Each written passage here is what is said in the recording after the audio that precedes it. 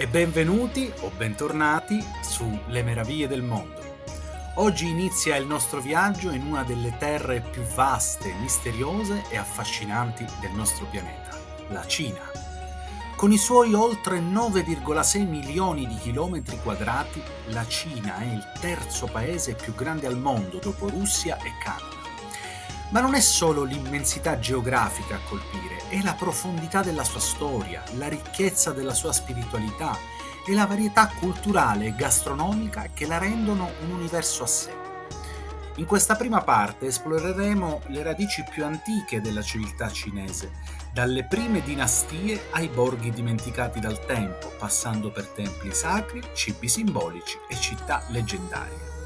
Ma questa volta non ci limiteremo alle grandi città, esploreremo anche villaggi dimenticati, leggende antiche e tradizioni che sopravvivono ancora tra montagne, fiumi e valli.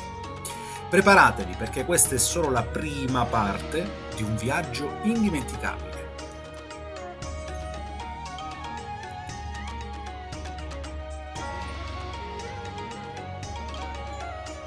Per oltre 4.000 anni la storia cinese si è sviluppata attraverso una serie di dinastie che hanno costruito, unificato e trasformato l'impero.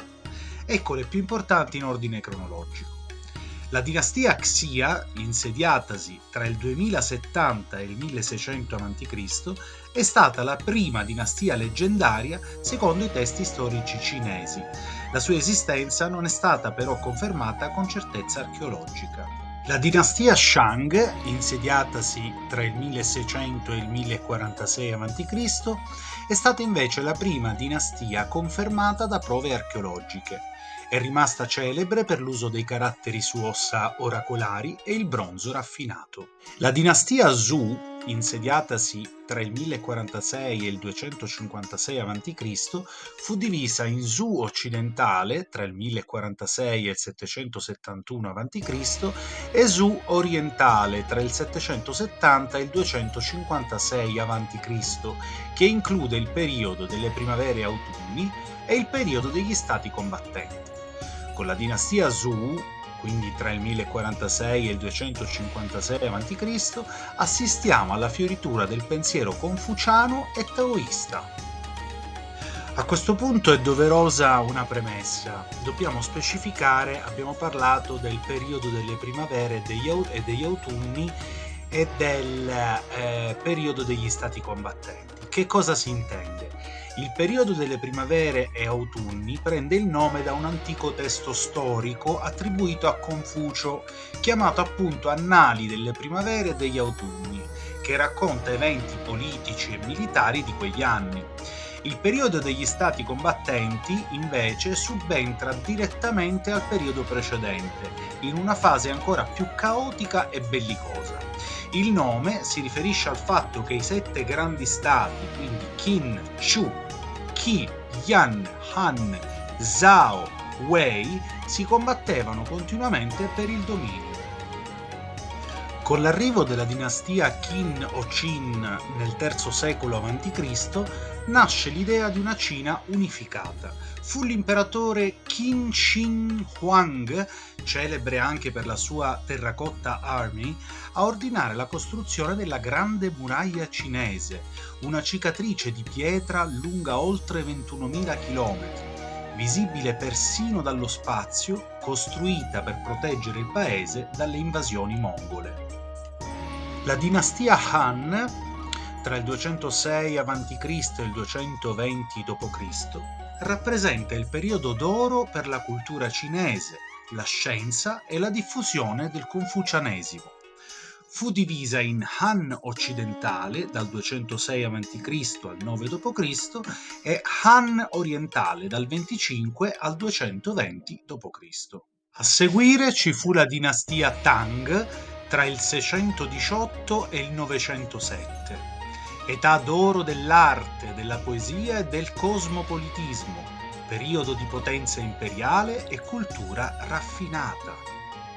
Successivamente si insediò la dinastia Song tra il 960 e il 1279, che segnò un periodo di grande innovazione tecnologica e artistica, e fu divisa in Song del Nord tra il 960 e il 1127 e Song del Sud tra il 1127 e il 1279.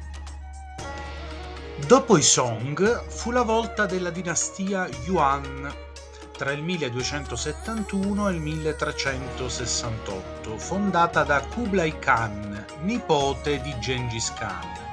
Si tratta della prima dinastia straniera, mongola, a governare tutta la Cina. Poi arrivarono i Ming tra il 1368 e il 1644, che segnarono un periodo di restaurazione cinese. Questo periodo è celebre per la città proibita, le porcellane e i viaggi di Zheng He. Zheng He, vissuto tra il 1371 e il 1433, fu un grande ammiraglio ed esploratore cinese della dinastia appunto Ming.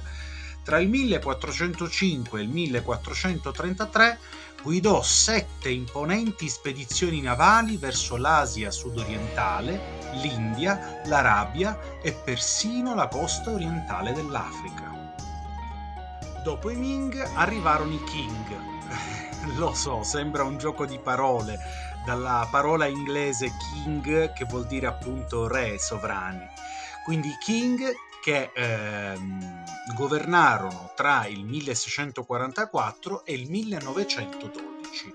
Parliamo dell'ultima dinastia imperiale, fondata dai Manciù e caratterizzata da espansione territoriale e confronto con l'Occidente, e culminò con le guerre dell'oppio e la fine dell'impero.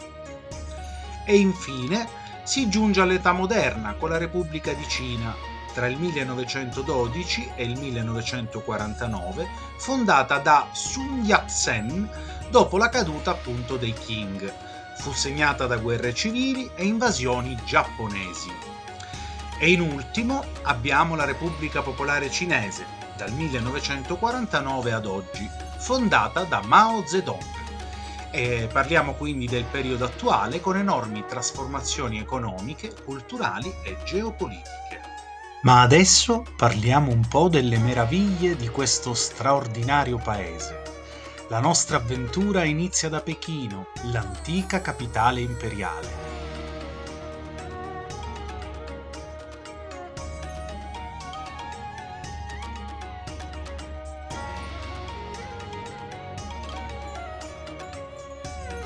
Al centro si erge la leggendaria città proibita, un immenso complesso architettonico fatto di oltre 9000 stanze, un tempo riservato solo all'imperatore e alla sua corte.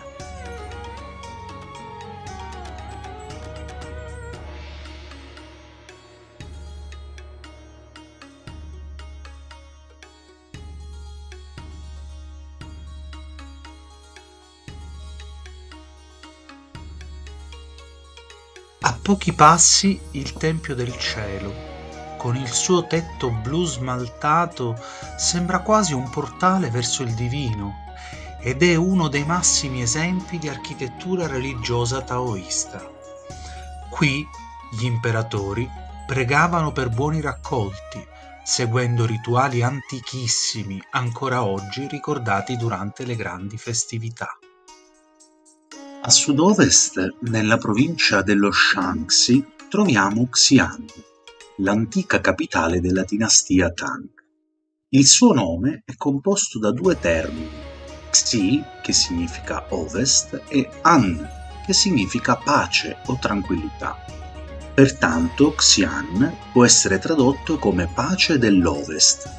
Si tratta di una città dove le spezie, la religione e la cultura si mescolavano fin dall'antichità ed anche punto di partenza della mitica Via della Seta, quella famosa via che collegava la Cina a Roma. Ma ciò che rende Xi'an davvero unica è l'incredibile esercito di terracotta. Migliaia di statue a grandezza naturale, ognuna con un volto diverso, poste a vegliare sul mausoleo dell'imperatore Qin Shi Huang, un mistero archeologico ancora in parte irrisolto.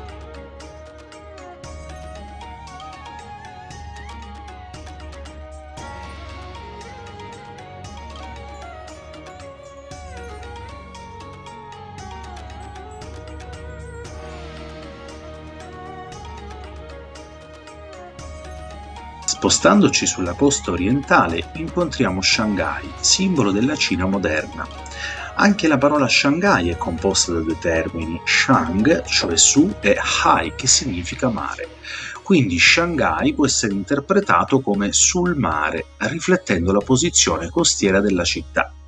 Si tratta di una delle metropoli più moderne e dinamiche della Cina, nonché un importante centro economico e culturale. La città è attraversata dal fiume Huangpu, che la divide in due aree, Puxi, la parte occidentale più storica e tradizionale, e Pudong, la parte orientale, moderna e futuristica, con i celebri grattacieli come la Shanghai Tower e l'Oriental Pearl Tower.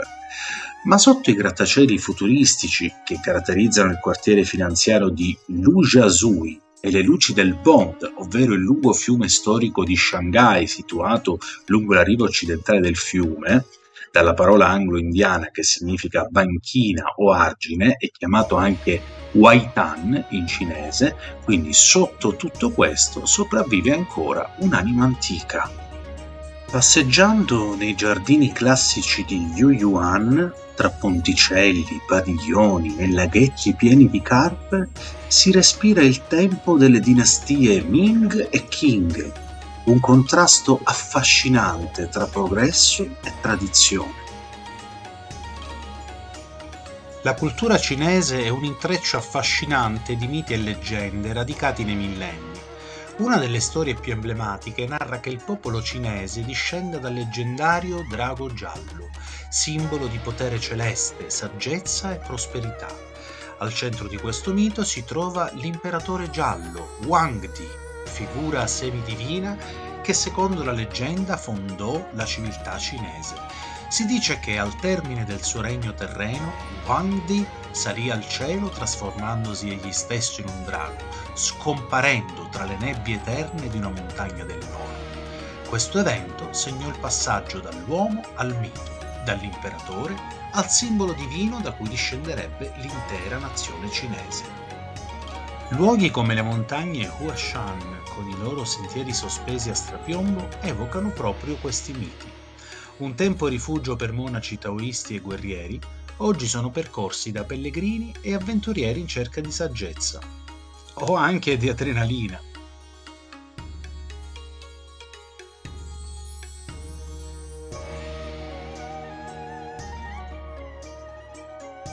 Ma la Cina è anche fatta di silenzi, pietre e tetti curvi che raccontano storie dimenticate. Nella provincia di Anhui c'è un piccolo villaggio chiamato Hong Kong, che in cinese significa proprio villaggio maestoso, dall'unione delle due parole Hong, cioè grande o maestoso, e Kun, ovvero villaggio. Un luogo incantato con case antiche in legno e cortili riflessi nelle acque tranquille di un lago. Un tempo era un centro mercantile, oggi è patrimonio dell'umanità UNESCO.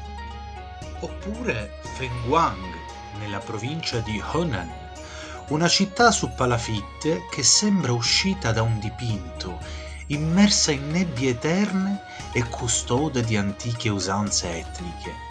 Anche Fengguang deriva da due parole composte, Feng, che significa fenice femmina, e Huang, che significa fenice maschio. Insieme, Fengguang rappresenta la fenice leggendaria della mitologia cinese, simbolo di armonia, bellezza e rinascita. Questa città antica è infatti chiamata la città della Fenice per la sua bellezza senza tempo e il legame con leggende e tradizioni. Ma questa è solo l'alba del nostro viaggio nella meravigliosa Cina. Nella seconda parte andremo ancora più in profondità. Parleremo di folklore, delle minoranze etniche, delle feste tradizionali, dei deserti e delle foreste di bambù, ma anche delle curiosità e dei villaggi nascosti tra le montagne. Non dimenticate di iscrivervi al canale, attivare la campanella e lasciare un like se il viaggio vi sta piacendo. E adesso una domanda per voi. Qual è il monumento o la leggenda cinese che vi affascina di più? Scrivetelo qui sotto nei commenti. Ci vediamo presto per la seconda parte del viaggio tra le meraviglie della Cina. Ciao!